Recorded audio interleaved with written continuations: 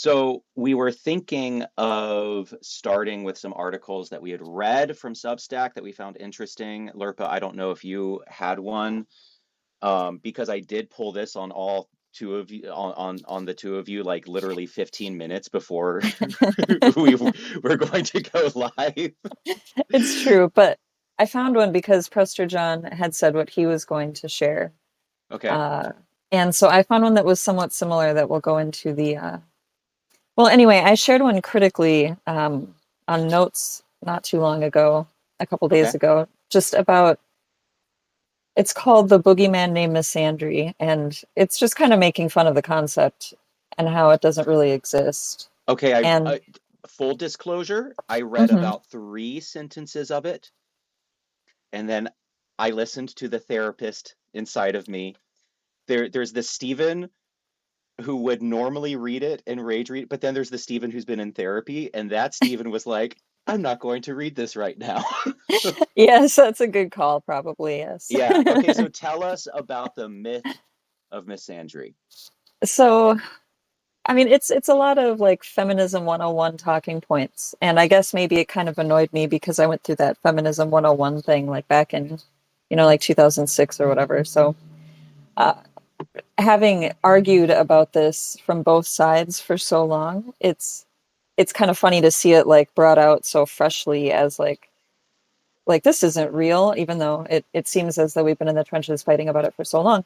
But one of the quotes that I pulled to share it. It says misandry, even in its worst offenses, is simply a case of punching up.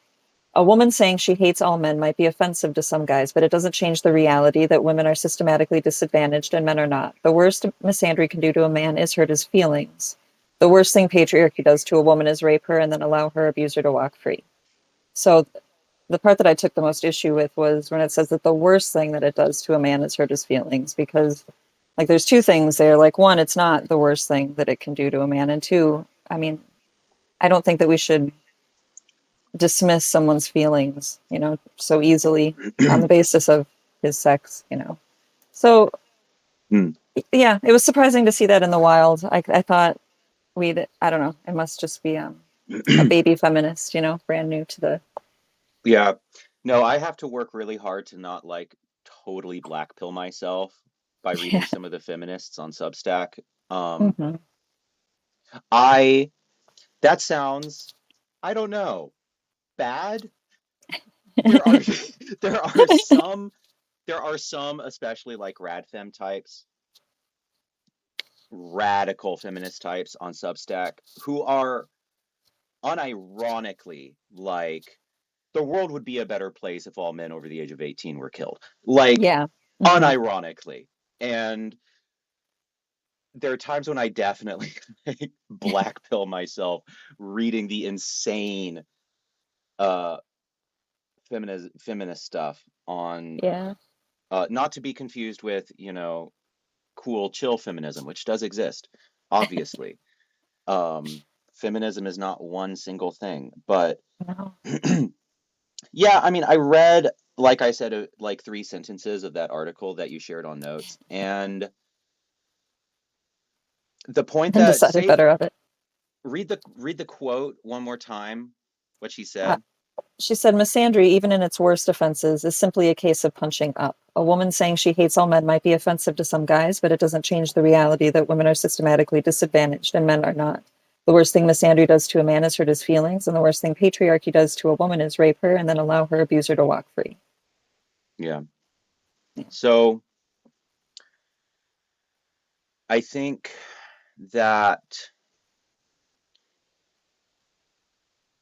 both sexes face unique challenges on average, Mhm. and that something called patriarchy might exist at the very tippy top. Like, yes, if you look at the CEOs, majority of them are men. Yes, if you look at most presidents, the majority of them are men. Let me tell you, that does not translate down to the guys who I work with in an industrial district in Appalachia. Yeah. Those I know those guys are many times more likely to die of drug overdose. They're going to die earlier than their wives. They're going to die earlier on average than the women in their lives. They are um, they're going to die of alcoholism. They're going to die of or they're going to kill themselves. The biggest risk factor for being a man is suicide. Yeah. on, on average, in developed countries. And so I think that it's fair to say, like, there's something that we can call patriarchy Mhm. when we look at the ratios of At the the most very top. powerful people. Hmm. But to say that that translates to men as a population on the whole Right. really obscures the fact that, like, especially um that boys and men are really struggling in unique ways, and we get into like this weird zero sum brain Hmm. where it's like we have to walk into we are capable of walking and chewing gum at the same time. We can say women face extraordinarily horrific challenges, men face really horrible challenges. They aren't the same, and it fluctuates with time, and we have to care about all of it. Hmm. Yeah. And there's um sorry, I forgot what I was going to say, but the horn gate, we should probably, since for anyone who's just joining us, Prester John is trying to get in here, but some kind of glitchy thing is happening on Substack right now, and Yeah. he can't like Yeah. Let me accept let the invite properly somehow. So, by the way, Horngate, if you ever want to join us for one of these live streams, let us know. You're a cool guy. mhm. We like your writing. I don't know if you show your face, you'll get shot in a firing squad or something. But if you're able if you're able to join us sometime. Um, okay, okay, Prester says he's rebooted. I'm going to add Prester. Um, we'll see if that works. So, Oh, I remember what I was going to say. So yeah, like yes. with the whole thing about the patriarchy existing just like at the very tippy top. Um, yeah, I think that that's like the usefulness of that sort of term, or of like the whole critical theory thing in general, is that, for on a population level, that stuff is really useful for analysis. But like if you're talking about like individual, interpersonal sort of, you know, everyday life sort of things, it doesn't quite extrapolate, you Yeah. know. Yeah, okay, so Prester John's video is doing the weird thing again where it's popping Yeah. in and then leaving it popping in. Yeah, his video just appeared again. So, yeah, fuck, Dang. that's not. We'll keep trying. We'll keep trying to get Prester on board. He's probably spamming his subscribers with like thousands of emails right now saying that he's going live. Um, yeah, are you familiar with Richard Reeves, the I author am. of Boys and Men? Yeah, I interviewed him a couple of years ago for um when Sacred Tension was a podcast, and it was a really great conversation. And I think, and then there's another guy named Scott Galloway who focuses on this topic a lot. I mean, the numbers are quite scary about how men are falling behind. The average man, not the man at the top, but the average man is falling behind in most sectors in most areas. He's falling behind in mental health. He's falling behind in academia. He's falling behind in family. He's falling behind in relationships, and he's falling behind economically. And the numbers are quite disturbing. And I yeah, Prester in the chat says, super cool you interviewed Richard Reeves. Love his book. Yes, his book is excellent. Everyone should go read A Boys and Men. It is very good. And he has a Substack. Maybe we should invite Richard Reeves one of these days when Yeah. Substack Live isn't glitchy and stupid. Um, but the numbers that he gives in of boys and men are very scary. And the response that I sometimes get from people is, why should we care? Men have been on top for thousands of years. Why should we care now? Mhm. And um, I find that response so frustrating because Yeah. when a little boy comes into this world, when an infant male comes into this world, he is not responsible Mhm. for Genghis Khan. Right. He's not responsible for King Henry. He's he's but he will live in a world where now he will struggle in ways that are unique on average to men. And we Mhm. should care about that, because if that young man does not do well, then everyone around him will not then everyone around him will also struggle. His Yeah. mom, his father, his siblings, his spouse, the world suffers when that individual doesn't do well. And so, like, if we don't have it in us, I know some people who just literally do not seem to have it in them to muster any sort of compassion for that guy, Yeah. Same. um, which is wild to me. That that is so dehumanizing in my eyes. But so if people do not have it in their hearts to care about that guy who's in the basement smoking too much weed and playing video games and can't find a girlfriend and is retreating from life in every way, um, if you can't find it in your heart to have compassion for him, then at least we can find it in our hearts to have compassion on everyone he affects. Yeah. And there Yeah, are exactly. millions of these men.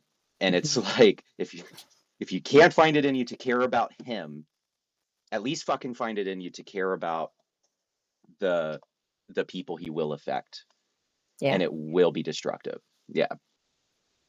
Anyways, Agreed. that's my rant. Hold on, my cat is begging to get onto my lap. Hold on. Oof. Let me grab the cat. Um Luna's back. This is Luna. Hi, Luna. She wants cuddles. Um She liked being on camera last week, so she's yes, she did. She's like, a I'm the star. star. Caleb Magoon is here. I love you, Caleb. Caleb is a very good friend of mine. Um Caleb and we were basically like hanging out all day yesterday. We went on a long hike with some friends. It was great. Everyone Awesome. should love Caleb. Um, okay, so the piece that I read a little bit of, I've been horribly negligent with my reading. The kitty needs her own show. I agree. She's a star. Listen, in another life, if I had fewer morals and more time, I would start one of those cat Instagram accounts for her, because look at that face. That's a She is good a face. she's a fucking movie star. Hmm. She is. She does. She needs an Instagram page, honestly.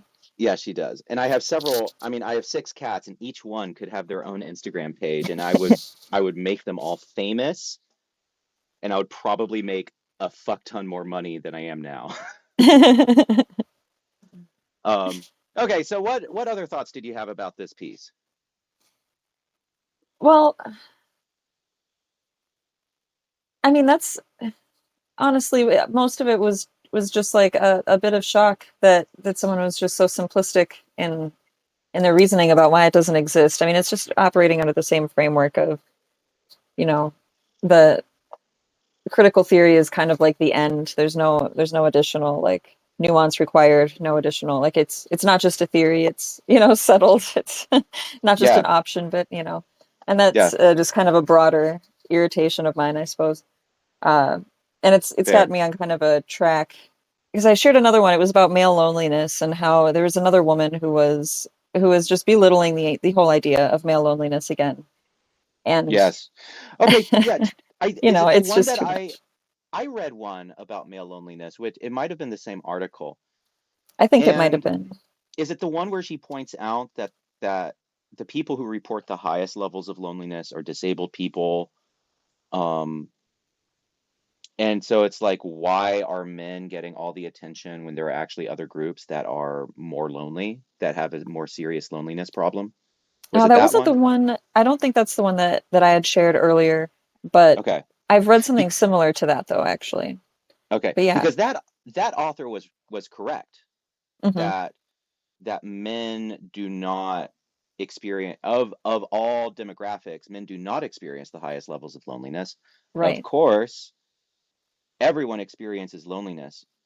Hmm. Um, and all demographics experience loneliness, and some demographics experience it more than others, Yeah. obviously. It's a Right. but They I also experience it differently.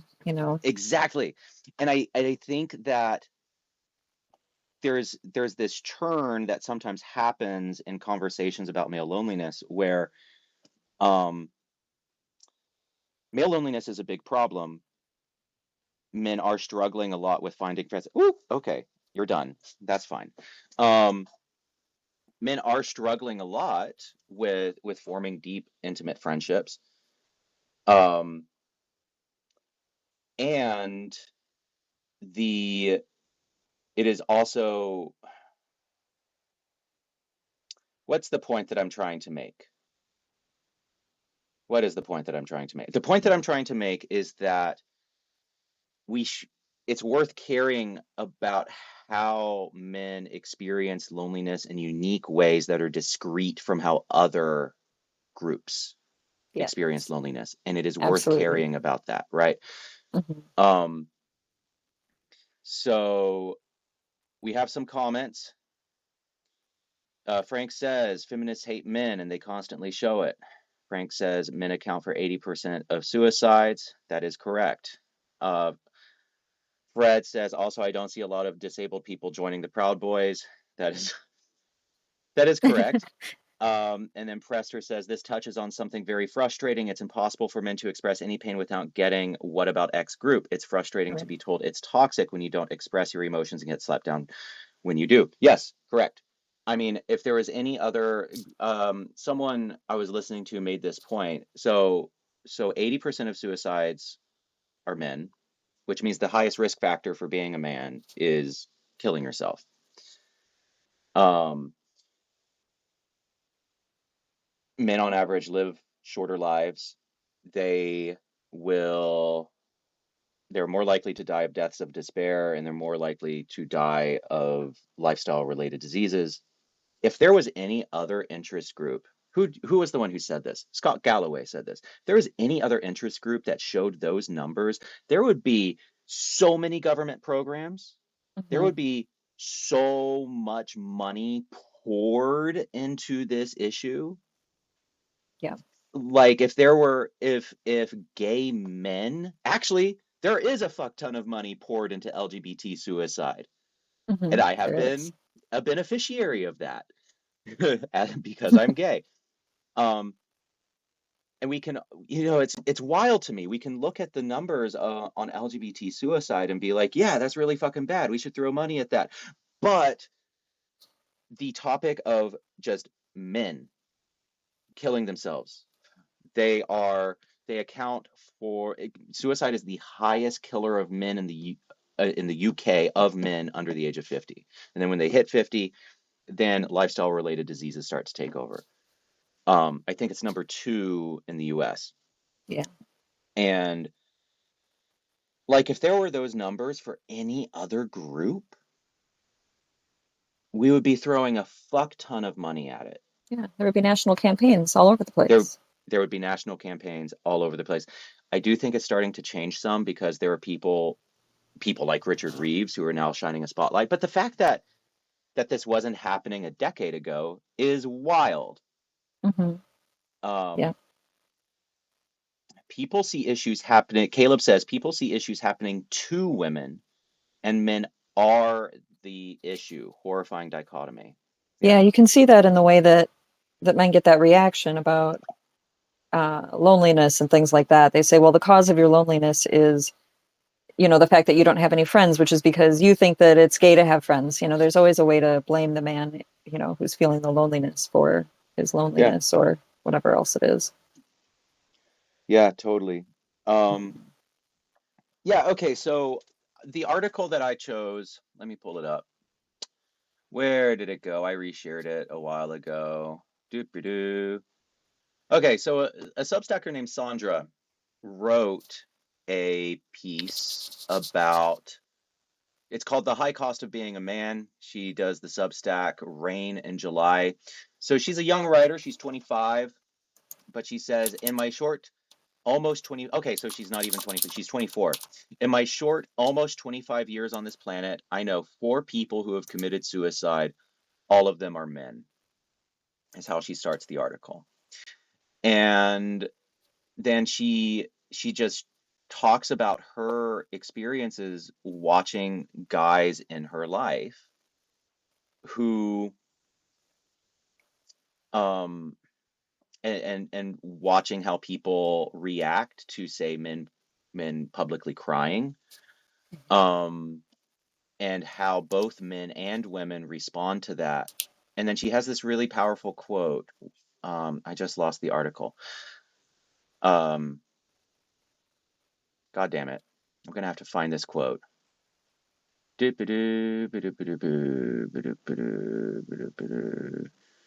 Um,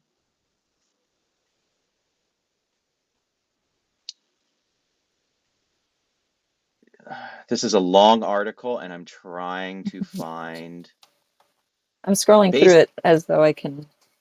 Yeah, well. Okay, so basically, what she said, the quote that I'm trying to locate, is where she talks about other men in her family, where she had one friend, or she had one family member who died of alcoholism, and how it was, she suspects that it was a suicide. It was a slow moving suicide. Oh, okay. It says his death wasn't classified as a suicide, but I partially consider it one. He knew what would happen. He just couldn't deal with the pain, and no one ever gave him the tools to face it. Yeah. Yeah. So, and then later she talks about 2 other male family members who also became heavy drinkers, became heavy alcoholics. And this line just killed me, where she says, they couldn't cry, so they drank, almost succumbing to the same self induced death my cousin embraced. They laid in hospital beds, connected to IVs for days because they couldn't take the pain. And I was actually on a hike yesterday with some friends, and I was talking about this, and one of the friends, who is a woman, talked about the ick, and how there's this concept of the ick, and how culturally there is this innate revulsion towards men expressing vulnerability or expressing some kind of, any kind of emotion. Um, and I was actually curious to hear if you have heard about the ick, Lirpa, I have heard or about the ick, or although experienced the ick, because sometimes this stuff is cultural, and it just rises up inside of us. So I was wondering, like people, apparently women online talk about feeling the ick towards a man who sometimes will do the thing that she asks him to do, which is be more emotionally vulnerable. So he tries to do the thing that maybe his girlfriend and society seems to be asking yeah. of him, and then society withdraws, and then the woman withdraws because it feels gross for a man to express himself in that way. You know, when it comes to the ick, I never really understood it as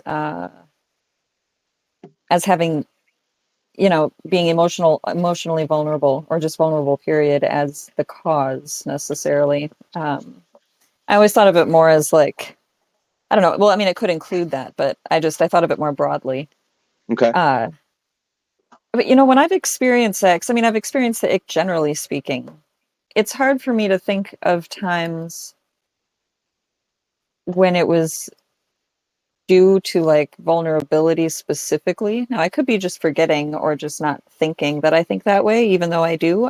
But Yeah. it could just be a blind spot in me. But I think that there's one thing I'm pretty sure about is that there's a difference between different, there are different types of vulnerability, I suppose. And Yeah. and my guess is that the kind that might give women the ick might be a kind that feels like, I mean, I've always thought of the ick as creepy, not as like something vulnerable, like something that Okay. you could sort of control. You know what I'm saying? So Yeah. when it comes to women being, you know, grossed out by like a man being vulnerable with his emotions, it's hard for me to say for sure. I really can't, because men cry so infrequently. Whenever I'm like faced with a man who's crying, my reaction is not to be grossed out. It's like, wow, something's really serious because this never happens. And Yeah. so, I don't know. Maybe it's kind of hard to say. It feels very Hmm. callous and of people to think that's Totally. gross. So yeah, Yeah, no, it's because I felt it. I have received it yeah. where, I wrote an article called "What Does It Feel Like to Be a Man" last year, and if I were more like sober-minded and um clear-headed when I wrote that piece, I would not have published it because it was like s- coming from a super fucked up headspace. Um, but basically it was just me like venting my rage over feeling like I live in a world where I am constantly expected to emote, right? I'm constantly and men should get in touch with their feelings. Men should go to therapy. Men should um express their emotions more. Men should talk about their feelings more.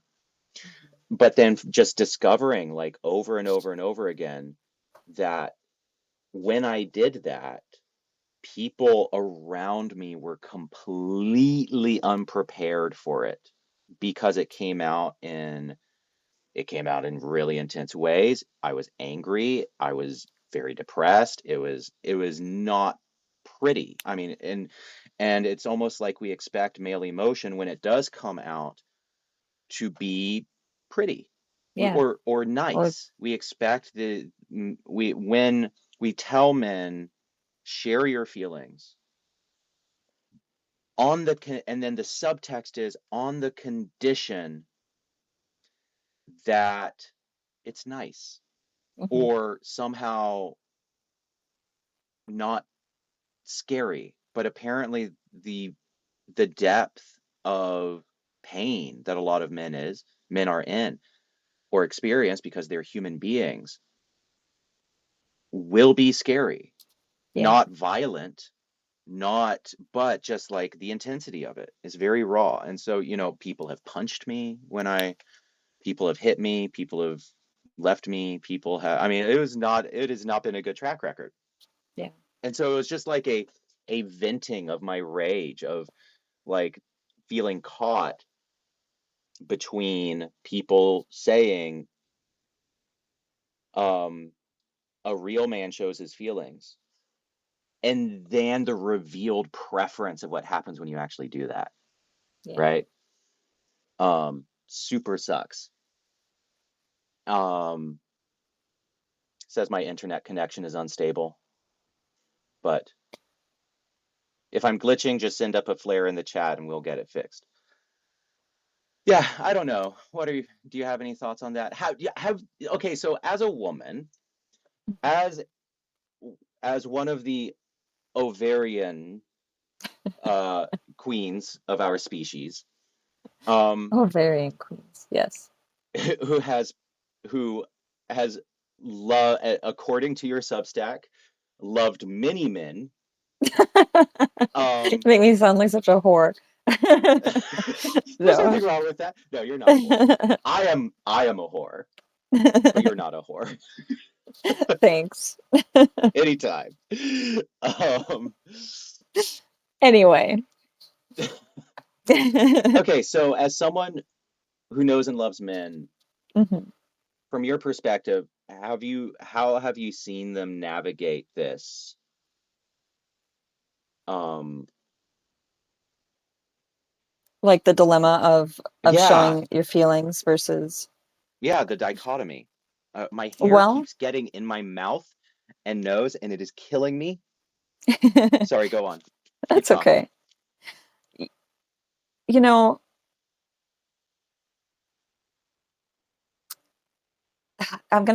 this is a tough one because I feel like I typically surround myself with, or I have historically surrounded myself with men who seem, at least to me, to be fairly comfortable expressing emotions. Hmm.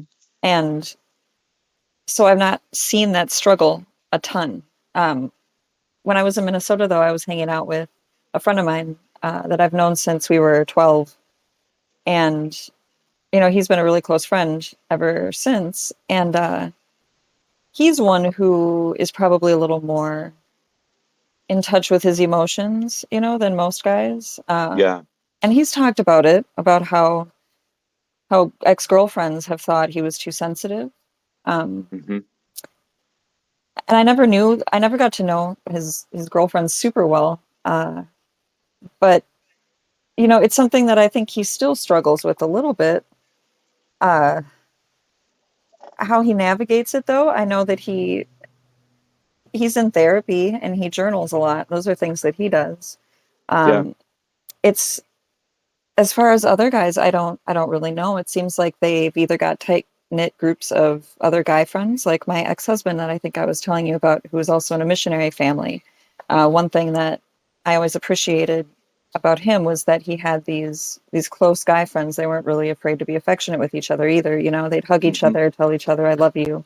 Hmm. Um, so Good. yeah, that was great. So a lot of times I saw those as kinds of examples. Um, Yeah. I the cat wants out just a second. mhm.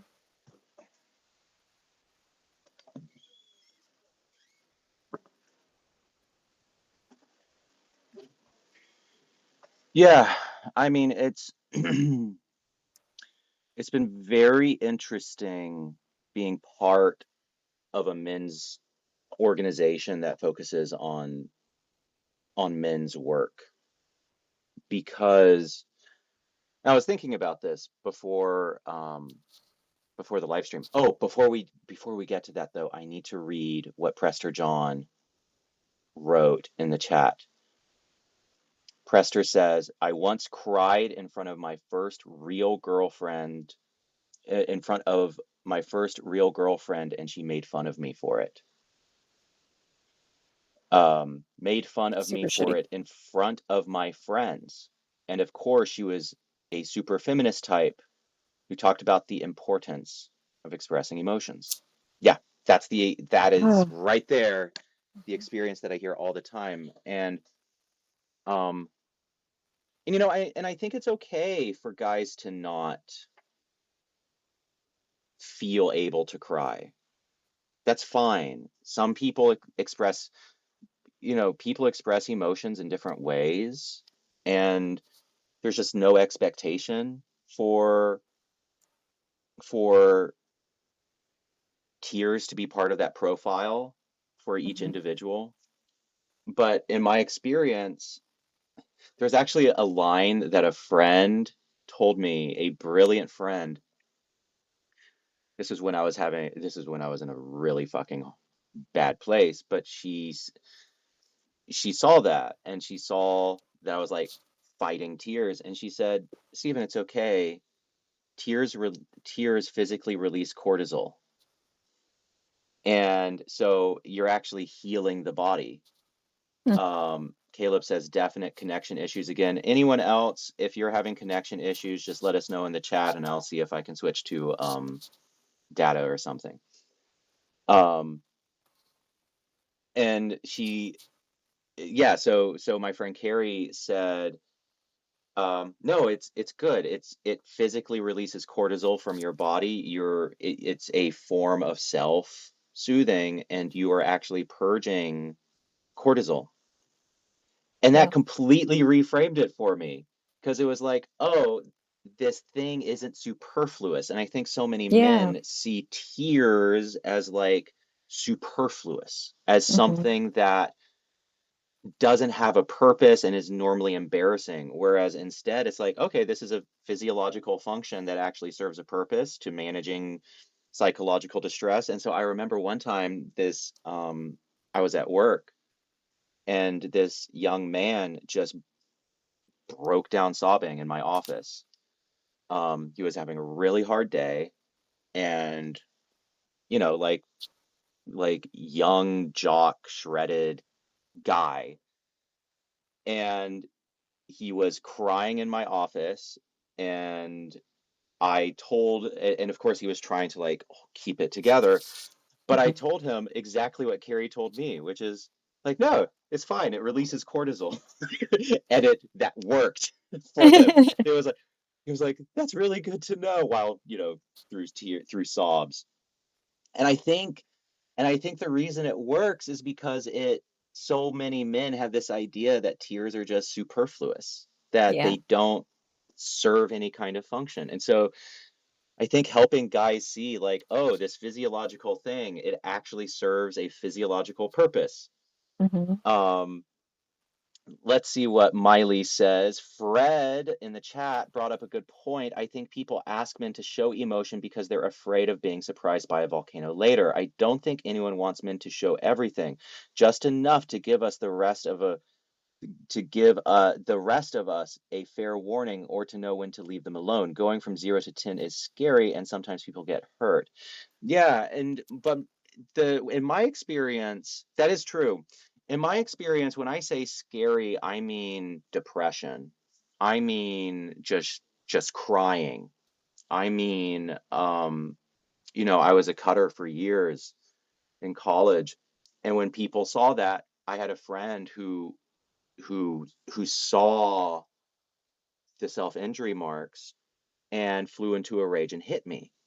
They punched me. She punched me. And I've had several friends do that. And so in my world, the aggression has actually come from other people in response to just very human stuff, right? To just like normal ranges of emotion. And then as a result, it gets bottled up.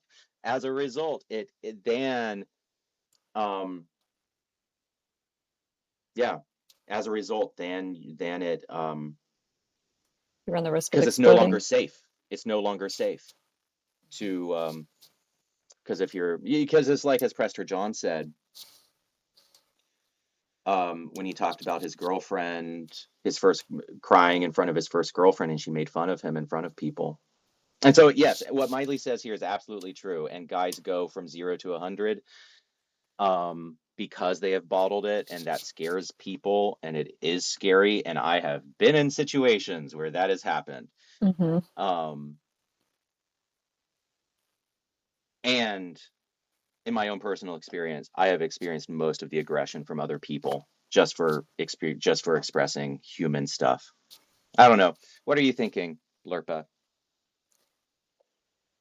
Yeah, I think it's the emotions thing is two different things, like either it comes out in that violent way that scares people because it's been bottled up, or else it comes out, in the way that we say we want it to come out, like crying. And then, the women that you guys are talking about get the ick or, react poorly in some other way.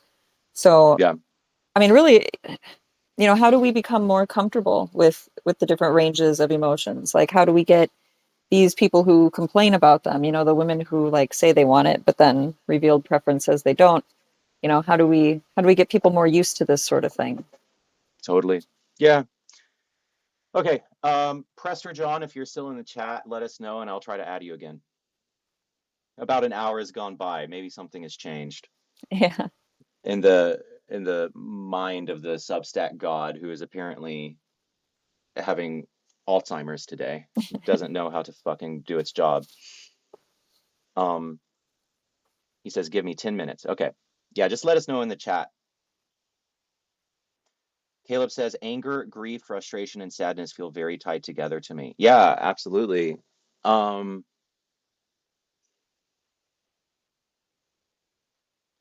I have thoughts about that, but I don't know. Maybe we can unpack those in a bit. So I'm currently working on an article about male suicide, and it's very dear to my heart because, as anyone who's read my Substack knows, I have gone through long periods where I was persistently suicidal. I'm not right now, thank God. But I know 5 men who have taken their own lives.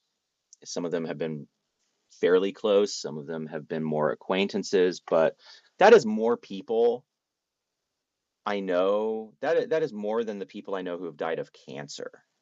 Like that is more than the people Yeah. I know who've died of stroke. I know more men who have killed themselves than who have than any other category of death, right? And and I could have been one of those guys. And I've talked to guys as they were on the verge of killing themselves. And it is just absolutely insane to me that it isn't taken more seriously. Yeah. Um, it's really horrifying. It is the single biggest risk factor for being a man. Um, all right, before we move on to my article, oh, did you write anything this week? You wrote a thing, Um, didn't you? Or I since didn't we I last didn't talked? finish anything. I did publish Okay, a photo essay from some kind of abstract pictures from Minnesota for the most part.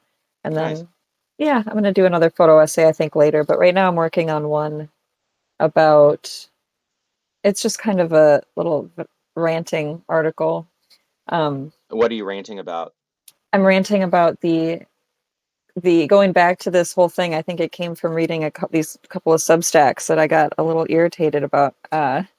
This Please. expectation Yes, keep that going. it's semi-related. Just the idea that women are expected, like certain expectations that we have placed upon us. One in particular that seemed very absurd to me was that we have to do more laundry than men do. And that's one that is just super bewildering to me because the only person that, like, the person who was complaining about this was on Facebook, and I knew her to be like a single adult living by herself at the time. So, Wait, wait, wait, wait. just Wait, women on average do like the chore of laundry more, or that women women have more laundry to do, have, period. so they have more articles of clothing that need to be washed.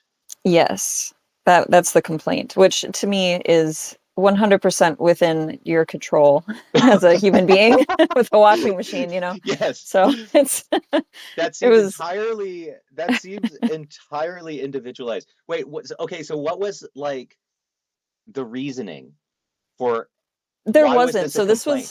this was a list, and it was because, and I won't name this person or anything. I don't think she's even on Substack, but she's like an activist where in Minneapolis.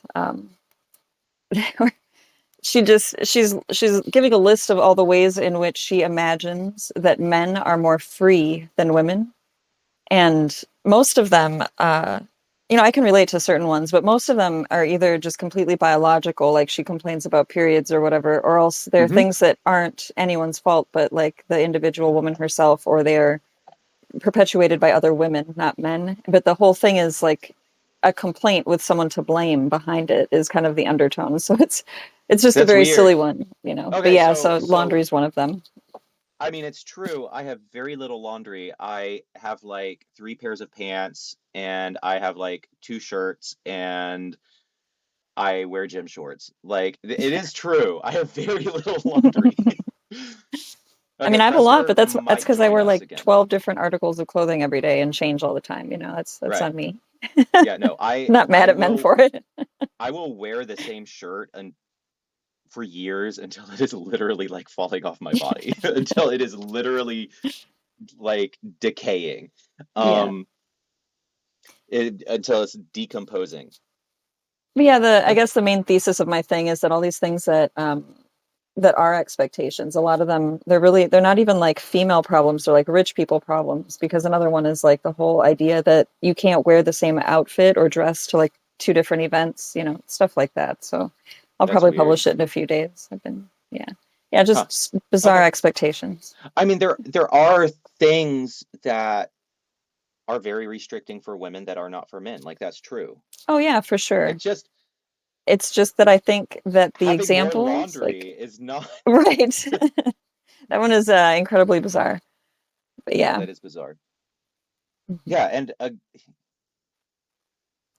yeah, and we don't have to be zero sum about this shit. We don't have to say women have no problems or men have no problems. It's like no, Right. we're all in this together.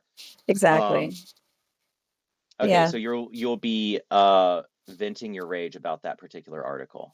I will. I've got a few others in the pipeline that are Excellent. eventually, like I have an ode to the Midwest. I'm excited for that one. And an ode to hipsters because I saw some hipster hate lately that I wanted to Oh combat yeah. a little bit as a self-identified former hipster. Is hipster even a thing anymore? I don't really think so, but Okay. I feel like it kind of morphed. It kind of is. I mean, people still brew their own beer and dress ironically. Like people are still wearing the Jeffrey Dahmer aviator glasses. I Yep. don't know. That's some hipster Yep. shit. I have So some they friends just who call do it that. something else. Um, all right. So I wrote an article this week, which was a follow-up to the previous article, um, called "The Lost Vows of Friendship." I wrote 2 weeks ago, and then this was a follow-up article called "A Friendship Ritual." So in the first article, I talk about how historically friendship has been far more elevated in culture and literature in daily life than it is today. Whereas now, today, we tend to consolidate all of our intimacy into one relationship, and that is our spouse. And of course, people should experience intimacy in their marriage. We don't want to go back to a world where it was purely an economic agreement. Um, but in the process of moving from marriage as an economic agreement that was often very devoid of affection, we have now moved kind of in a radically opposite direction, which is marriage is the fulfillment of all of our relational needs, and it is now the locus of emotional connection. And so friendship always tends to play second fiddle to romance. The author Marissa G.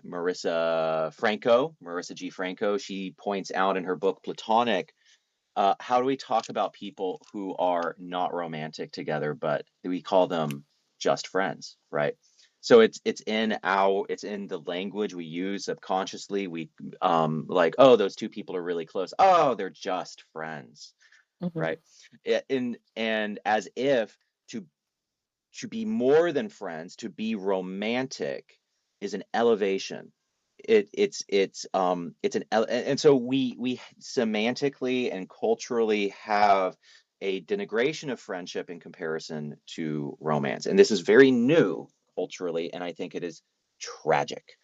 Yeah. Um, and so in that original article, I talk about um, what I call the lost vows of friendship, literary and biblical and mythical and historic examples of friendship, in fact, involving rituals and vows. And I don't argue that everyone should include kind of ritual and vow in their friendships. Kind of the benefit of friendship is that it's pretty feral and it's very individualized. And marriage is this constant give and take. And I don't know about you, Lirpa, but in my relationship, there's this very intense awareness of like exchange and give and take and for lack of a better word, power. Who has power, and I don't mean power in a derogatory sense. It's just like who has economic power, who has physical power, who has emotion, like, and so, marriage is kind of this very self-conscious exchange, and that's just baked into it. And you become intensely aware of like finances Yeah. and you know sex drive and whether they are equivalent or not, and Hmm.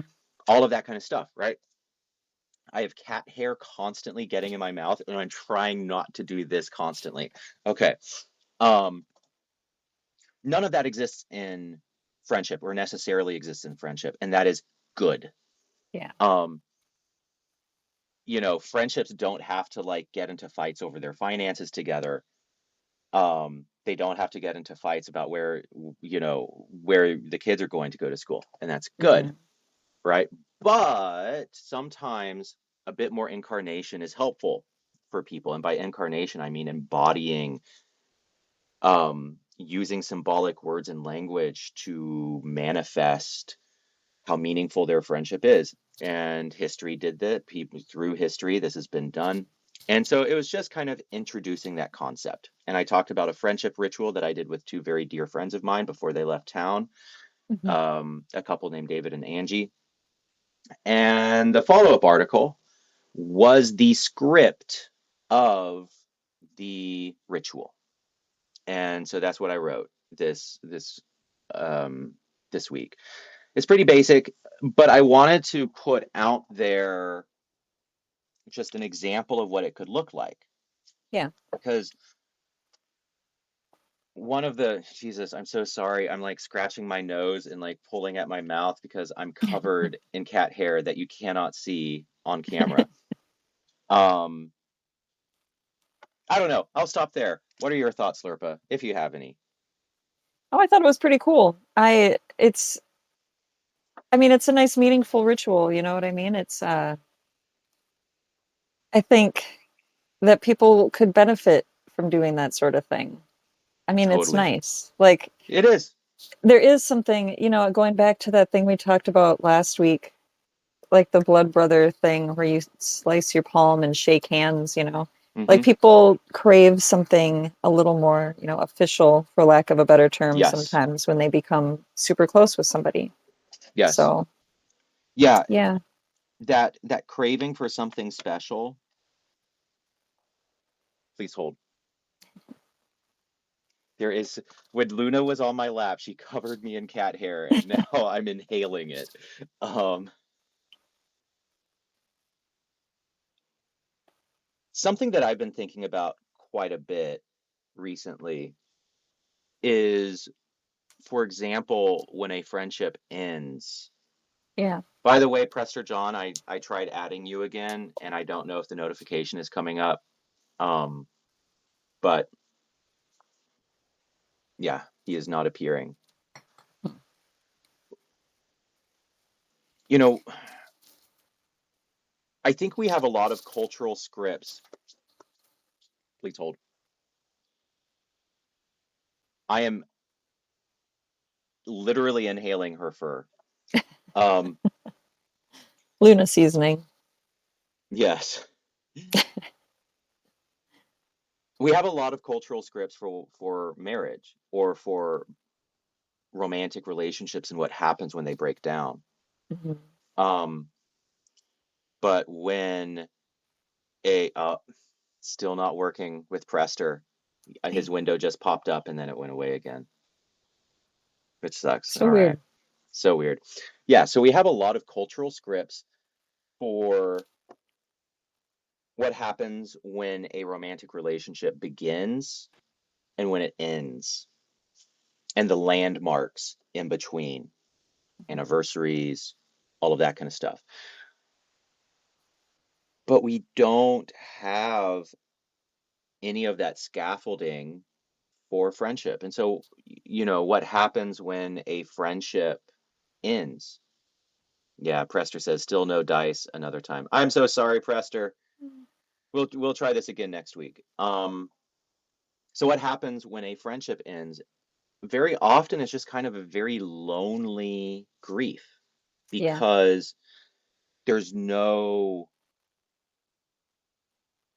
there's no holding, there's no cultural contact, or there's no ritual, there's no Mm. and so when I've had friendships that end, there's just kind of this quiet grief, whereas when you get broken up with, it's like, oh my God, the whole world is there for you, at least in my Yeah. experience, right? It's like your friends are there, they're bringing you Chinese takeout, you're getting super fucking drunk with them. You have a free pass to get drunk with them because everyone knows a breakup is hard, and everyone can kind of acknowledge and express that grief. But with stuff like friendship, when that friendship ends, it's just kind of a dislocated grief that often you don't know where to put. And Yeah. and so part of my not so secret agenda is to try to create more context for friendship, more ritual for friendship, more public recognition of friendship, more support for it.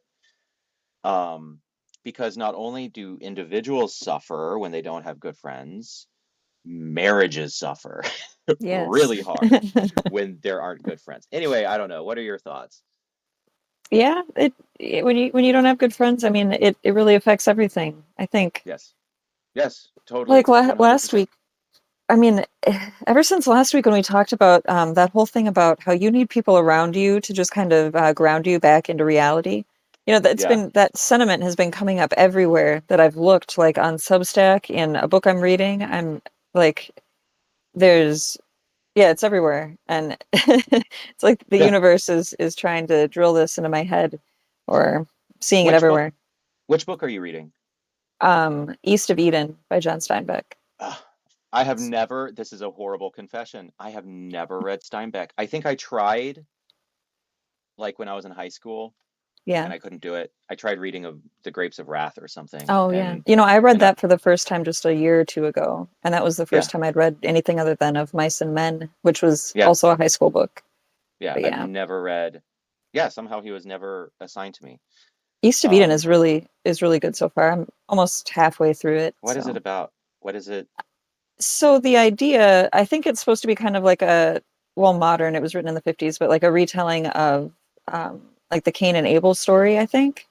Yeah. And it focuses on several families in a valley in California, back Okay. in, I can't remember exactly when it takes place. It's earlier than when it was written. It's not the 50s.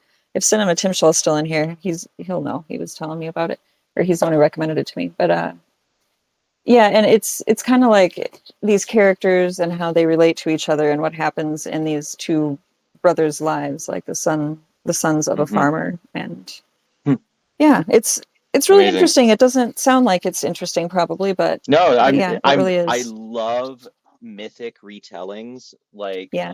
one of my favorite novels is Till We Have Faces by C.S. Lewis, which is a retelling of the myth of Cupid and Psyche, Oh. and it is beautiful. It is, Hmm. I think, his best book, and it's very underappreciated. They're like two C. Are you familiar with C.S. Lewis? A little bit. I Um, haven't read anything fully by him though. Okay. Yeah. Okay. So there are like two C.S. Lewises. There's the C.S. Lewis who is like an evangelical Christian love child. They love him. Hmm. A bunch of Catholics love him. A bunch of Anglicans love him. He was Anglican. And that's like the C.S. Lewis who wrote Narnia and the Screwtape Letters and Mere Christianity. But then there's the C.S. Lewis who wrote Till We Have Faces, and that C.S. Lewis is kind of fucked up.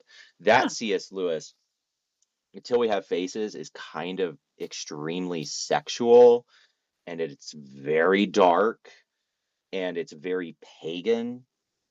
It takes place in a totally pagan setting, and it's brutal.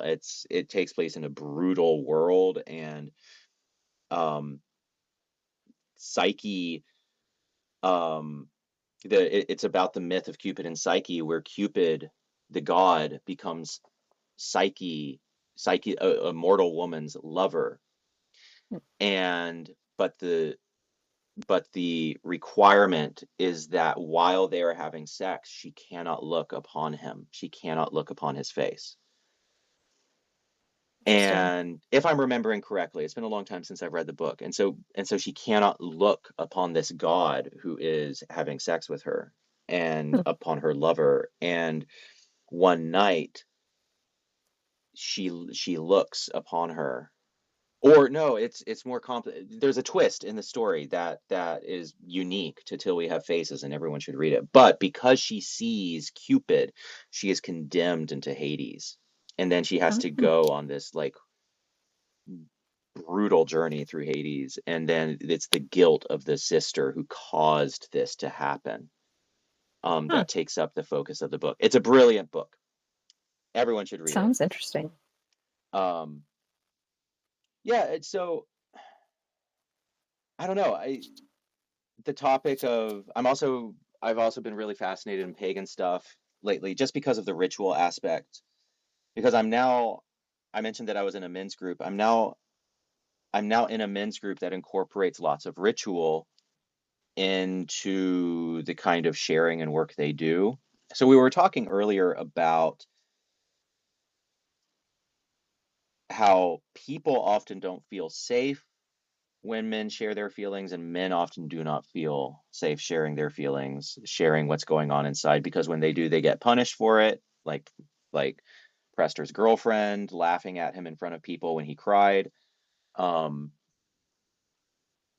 and so I'm in this men's group, and I think that what they are doing is just genius. It's Yeah. brilliant, where they do like 4 rounds of sharing, and it starts with like agreements of confidentiality. So you all sit in a circle. It starts with, please hold.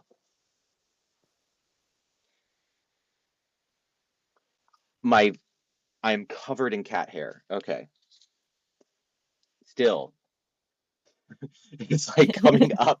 It must be With the all over my Velcro shirt. beard, it probably just Oh sticks my right God, in yes. there. I didn't realize that I'm growing a beard now. I was like, why is it all over me?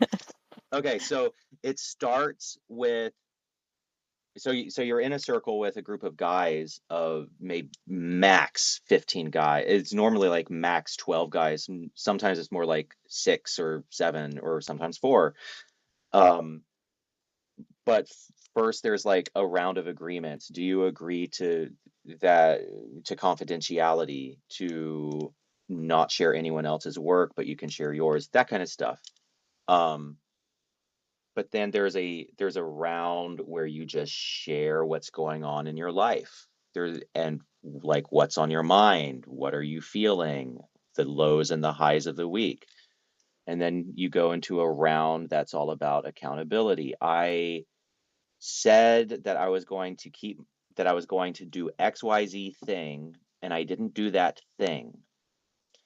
And then they help you get back into accountability. Hmm. So it's like sometimes, it could be like I said I was going to do push-ups every day. I didn't do that. Okay, well then the guys work with you on how to kind of return back to that goal. And then you can set streak, or you can set like, by this time next week I will text or I'll call another person in the group and tell them I did the thing. So it's all about accountability. Nice. Um, and then a third round is about kind of deeper emotional work, um, being able to actually express and share deeper things, and maybe find some healing for those things. And then the fourth is you quote unquote bless someone, or you say I love this about this other person, and it's about either complimenting or sharing what you love about another person in the group, or maybe your spouse or whatever. And but the way that space is contained, the whole idea is that it creates a very secure container for men to finally feel safe to share what's on their mind. Yeah. um And I feel like without that and it doesn't have to be that exact kind of space, but without like a secure container where they know that their girlfriend isn't going to laugh at them, then that stuff will just never come up. That stuff will Yeah. just never come out. Yeah. That reminds me when you asked me like how different men in my life have how I've seen them deal with it. I mean, really the main factor in the ones who, at least from the outside looking in, have dealt with this sort of thing in a good way are the ones with really close friendships with other men. Yes, So that's absolutely. something to keep in mind. Absolutely. Yeah, totally. Um, so for this article, there were a few things in it that I there are some quotes that I included from other writers. And so just a word on ritual and how I do ritual. So I was trained to perform ritual as a minister in a non-theistic religious organization. And so that was part of my training as a minister was to know how to officiate rituals. It's a non-theistic organization. And so for me, the supernatural or appealing to the supernatural isn't necessary Mhm. to do that. By the way, if um I was just occurring to me, if anyone else wants to join the call in the Oh yeah, chat, we they can always try. can. Ty is here. Ty, if you want to join the call, there are several people. I'm just scrolling through here. Preferably another writer. If you're a Substack writer, feel free to let us know in the chat if you would like to jump on the call, and maybe it will work for you. It did not work for Prester John. So yeah, if you want to hop on here and talk to us about this stuff, just let us know in the chat, and I'll see if I can add you. Um, where was I going? I don't even remember. What was I talking about? Non-theistic. Oh yeah, yeah, yes. Yeah. Okay, yes. Okay, so it's an of course I'm talking about TST, which you were also involved in, Lirpa. Is something that we did not know we had in common before we started talking. Of all the Um, things. of all the things to have in common. But yeah, so I was trained to do ritual. Part of that is that it's non-theistic, so it doesn't involve beseeching the supernatural. Instead, ritual is a powerful part of the human experience. We all engage in ritual whether we know it or not. And harnessing ritual for bonding, for catharsis, for demarcating periods in life in really meaningful ways. That's very, very powerful. But then kind of each ritual that I perform has a basic structure. So um, it involves kind of entering the sacred space. So setting apart. Um, Fred says, not another Substack writer, just a former TST weirdo. Are you also former TST, Fred, by the way? You don't have to answer that if you don't want to, but we're all apparently former TST weirdos here. For people who do not know what we're talking about the Satanic Temple. Bunch of former Satanic Temple people here. Okay, yeah, so a ritual kind of follows a basic pattern where you set apart a space. So there's this idea of the mundane versus the sacred. We live in the mundane world. That's where we pay bills, go to our jobs, drive our cars, wake up in the morning, etc. That is the day to day. That's the mundane. But then we create this liminal space outside of the mundane, this enchanted space, and we make it enchanted by psychological factors, by set and setting. Um, so you're still friend. Okay, we won't go into TST insider football, but I'm glad to hear that you're still friends with them. Um, that so you create an enchanted space that is set apart. It's a liminal space outside of the mundane where people step into that sanctuary. And as they do so, they are really stepping outside of the mundane and into a new psychological state. And you do that with with opening words and opening gestures and through environment and setting. And then there's, there are opening words or symbolic actions by the officiant, and then there's something that the group does together that symbolizes some kind of change or transformation. So, obvious example of that is the Catholic Mass, where there has to be some kind of participation from the people involved in order for that psychological magic to really happen. Often there's a making of a talisman, or often there's a making of some kind of ritual object that then is taken out, that then participants can take out of the ceremony. So, right, in a wedding ceremony, you have the rings, and Mhm. that's the ritual talisman that you take out of the enchanted space that symbolizes the transformation of the ritual. And then there is the closing of the space, right? Mhm. With a word, so a benediction in a church, that's the ritual closing of the space, and that is then when we re-enter the mundane. Okay, so many rituals follow this basic pattern. There's lots of variation, but there's always the entering and leaving of that ritual enchanted space. And so once you kind of know the basic structure of a ritual, you can do it for anything. And the the friendship ritual that I came up with for Angie and David, by the way, they watch this stream regularly. They might be watching. Oh, Um, if you are, David and Angie, feel free to say something in the chat. Yeah, they watch every evening, or every time we do a live stream.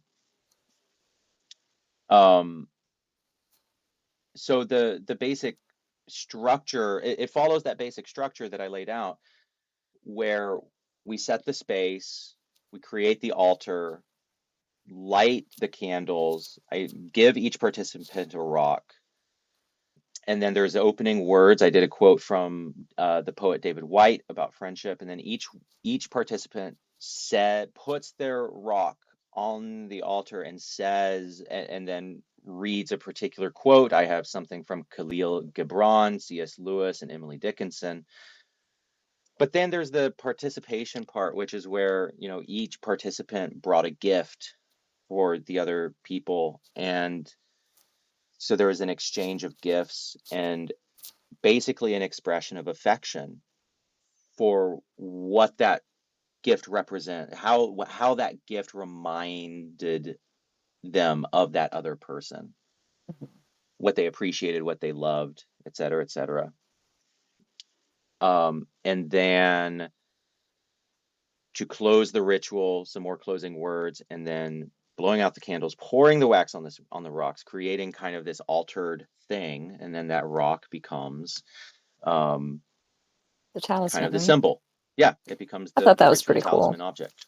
Yeah, I mean, it doesn't look beautiful. The rock is on my desk somewhere from the ritual. It doesn't look great. It looks like it's covered in cum. So A so white I'll need candle. to, yeah, so as I do, I'm not going to use that idea again. If that didn't quite, it isn't a lovely talisman. So when I do this again, it'll have to be some other talisman object. But yeah, that's the basic structure. People seem to really appreciate it. And if that's too like schmaltzy or precious for some people, that is Mhm. totally okay.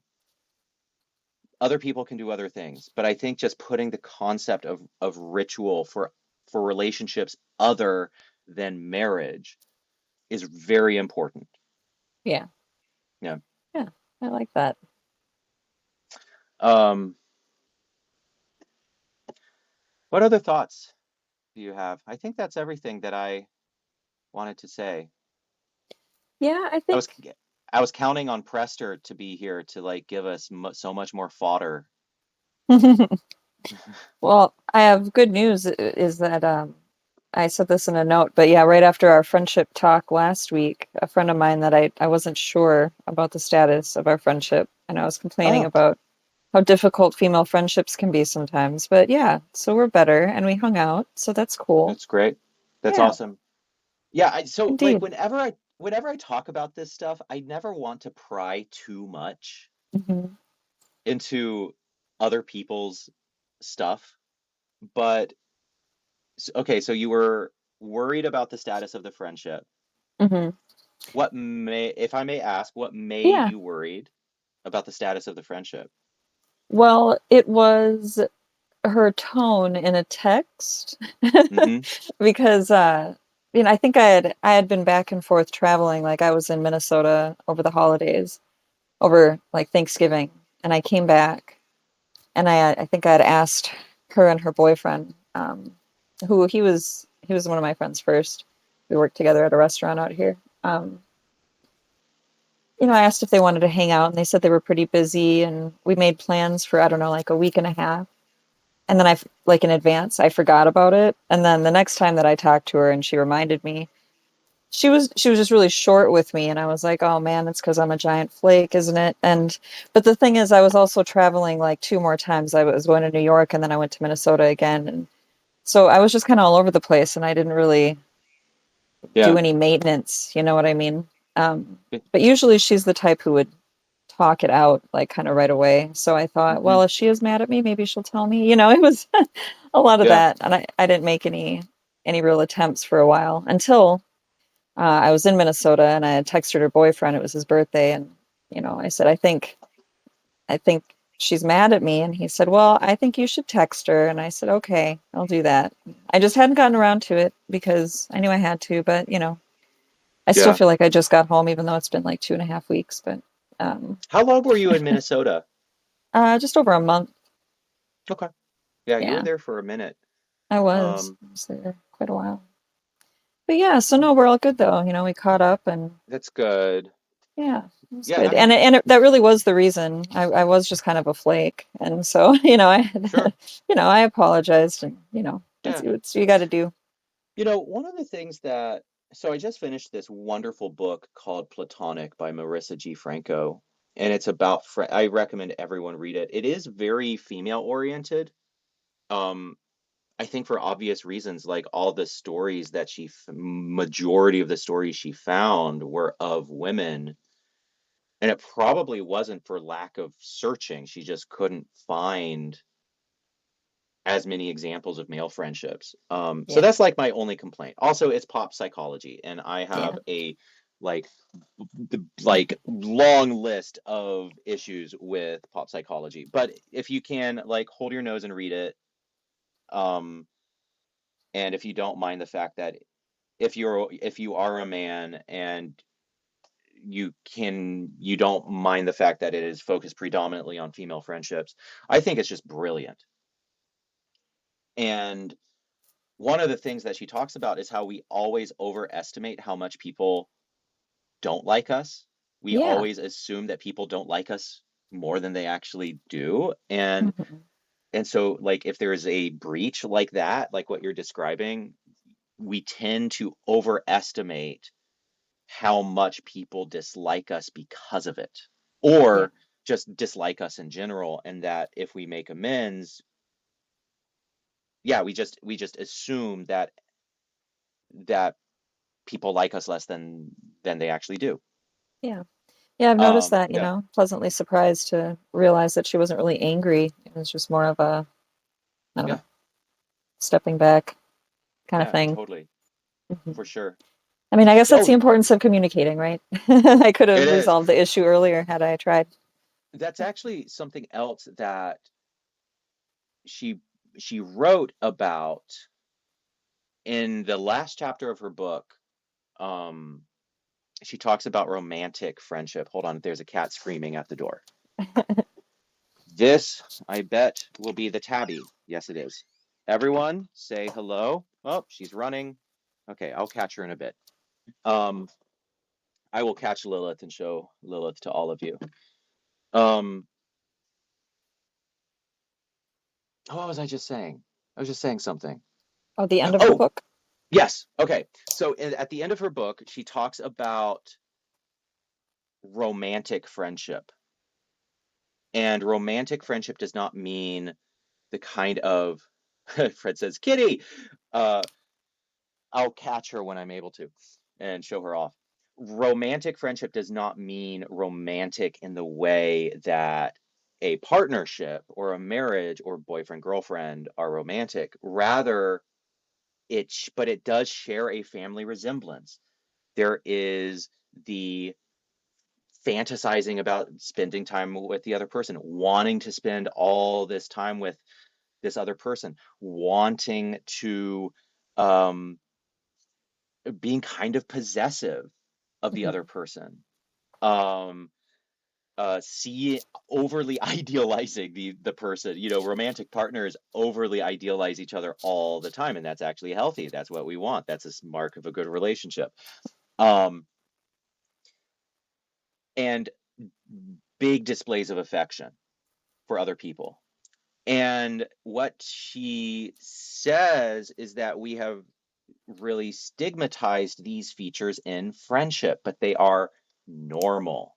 Yeah. And it's romantic. The term for it in the literature is romantic friendship. And what says is rom she writes, romantic love in friendship isn't radical, it's traditional. And when we pretend that romantic love is abnormal in friendship, we leave people ashamed and confused by the deep love they feel for their friends. Then, instead of expressing this love, they bury it. And so Makes she writes sense. about this really, and this sounds like a radical concept that someone could, in a non sexual way, feel deeply devoted, maybe a bit possessive, idealize in a healthy way, and think about, ruminate upon this other person and just wanting to spend a fuck ton of time with this other person. When we stigmatize that, people are left feeling really ashamed and really afraid of it, and they don't need to. Right. Yeah, because yeah, go on. Oh no, I wasn't gonna say anything. I was just breathing. Okay, you were just it's good. It's good to breathe. Um, yeah, I think that was everything on my mind. I want to write more about the concept of romantic friendship. Yeah. Because I agree with Marissa G. Franco that when when we deny that, or when we relegate those types of feelings to what in modern parlance is romance, when we relegate it to that, to to to sexual love Mhm. and romantic partnership, I think it really, I think a lot of people feel these things coming up for them in a lot of their friendships. But again, because there isn't a cultural context for it, it's pushed down. And I think that Mhm. that is just very sad Yeah. and entirely unnecessary. Hold on, I'm going to grab the cat and show her off. Okay. Kitty, kitty, kitty, kitty, kitty. Come here.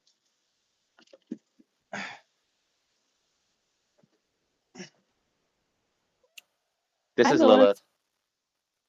She's not happy with me. Um, all right. Well, I'm very tired because I was at a church service which is very, I do not normally go to church services, by the way.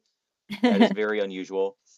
I was intensely aware that I do not fit in.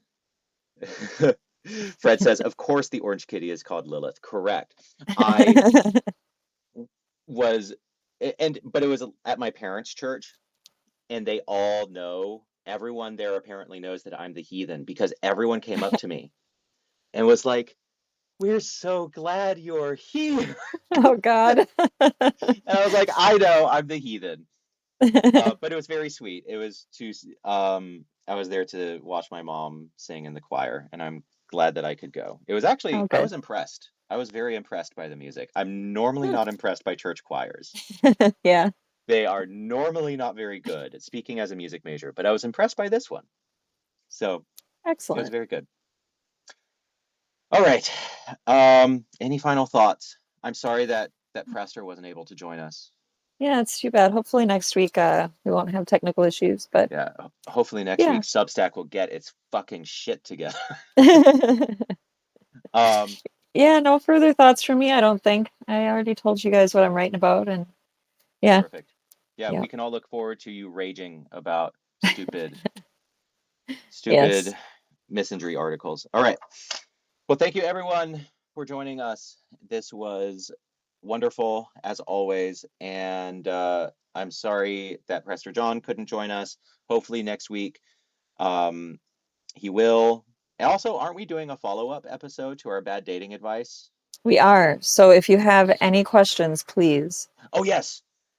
If you have any question, any dating questions or any relationship questions or any sex questions, send them to us, DM them to me, Lirpa or Prester John. You can also put them in my chat and or in my Sacred Tension chat, not this chat.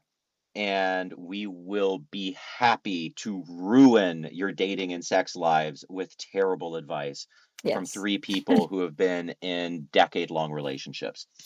Um, so yeah, we have no idea what we're talking. Actually, I kind of got the vibe that people who asked the questions were kind of mildly annoyed with the answers. Oh yeah. I don't know. That's the vibe that I got.